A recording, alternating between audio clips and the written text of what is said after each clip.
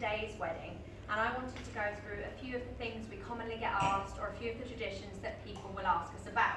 One of the most common ones is, which way round do the bride and groom sit? Now, it's the exact same rule that applies for your ceremony. While you're in your ceremony and when you're sitting down, the groom goes on the right-hand side of the bride. Now, the reason for this is quite old-fashioned.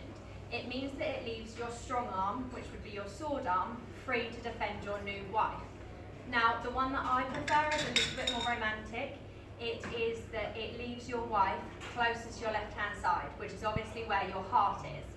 Now, other things to bear in mind when you go through your ceremony is who's walking you down the aisle. This is the opposite to your groom.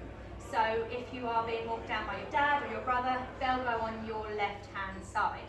So it's the other way around. Another tradition in England is that the bride goes down the aisle first, followed by her bridesmaids. Whereas the American tradition is a lot more popular nowadays. The bridesmaids go down first and the bride comes down last. Now, that's my preference, and it means that the groom's standing at the front sweating for a little bit longer before you have your grand entrance. Now, the other one that we often get asked is, what order do the speeches go in? Traditionally, it would be the father of the bride, the groom, and then the best man. And the groom always seems to be the most nervous about the speeches, but all you have to say is, thank you very much for coming, and isn't my new wife beautiful? That's it. Those 2 points are the only ones we really want to hear you hit.